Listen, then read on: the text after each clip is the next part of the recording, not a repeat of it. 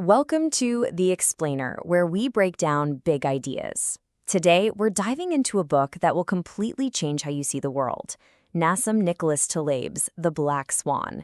It's all about navigating a world that just refuses to be predicted. So, to really get to the core of Taleb's big idea, we have to start with a story. It's a parable, and, well, it's about a turkey. Okay, so just picture this turkey. For 1,000 days in a row, the farmer shows up with food. Every single day. With each meal, the turkey's confidence grows. Its internal spreadsheet is filled with data confirming its main theory. Humans are great, life is predictable, and the food is just going to keep on coming. And then, that Wednesday before Thanksgiving hits, and the turkey suffers, let's say, a catastrophic failure in its forecasting model. Now, obviously, this isn't really about farm animals. It's about us. It's a powerful metaphor for one of the biggest blind spots in the way we think, our deep-seated tendency to look at the past and assume the future will play by the same rules. We think that just because something hasn't happened yet, it can't happen at all. That shocking, world-shattering surprise for the turkey, well, that is a perfect example of what Taleb officially calls a black swan event. So what makes something a black swan? Taleb says there are 3 key ingredients. First, it's a total outlier. Nobody, and I mean nobody, sees it coming.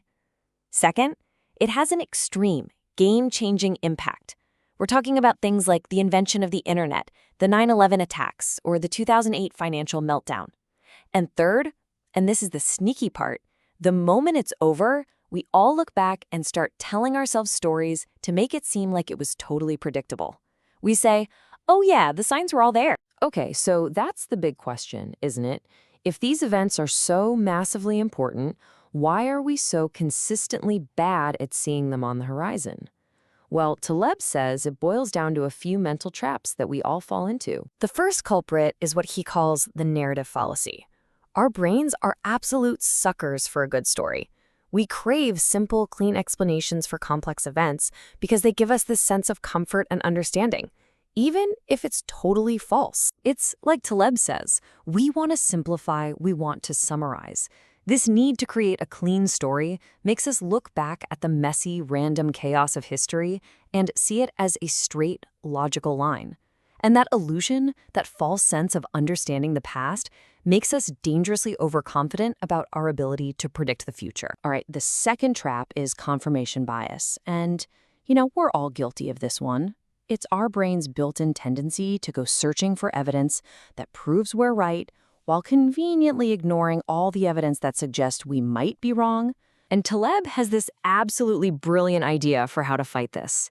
He calls it the anti-library. The whole point is that the true value of your bookshelf isn't in the books you've already read. It's in all the books you haven't read.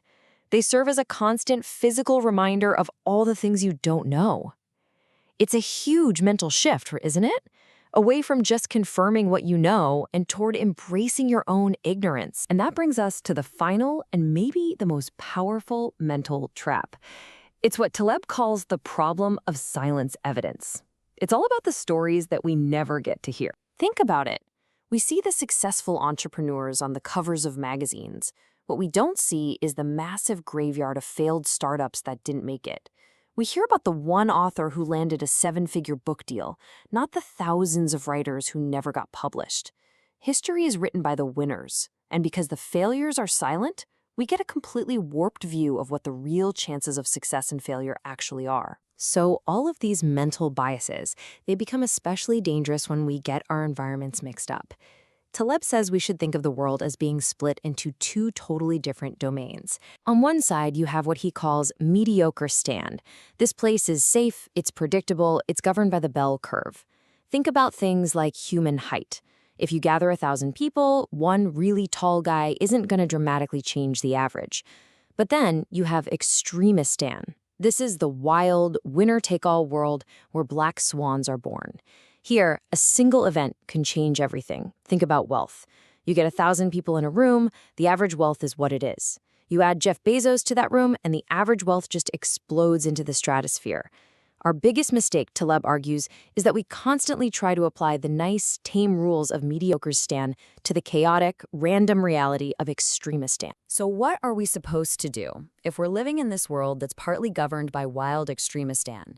How do we handle it? Well, the goal isn't to predict black swans, because we can't. Instead, Taleb gives us a strategy to not just survive them, but to actually come out ahead. He calls it the barbell strategy. And the visual is perfect. On one end of the barbell, you are extremely safe, hyper-conservative.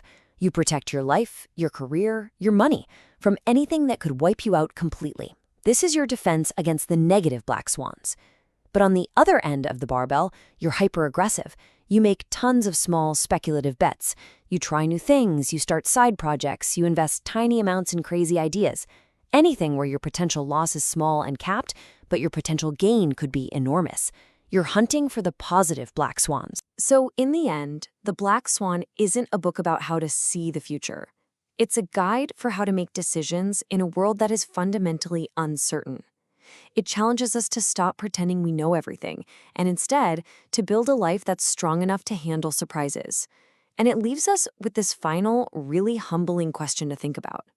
What if true wisdom isn't about how much you know, but about being deeply, profoundly aware of how much you don't?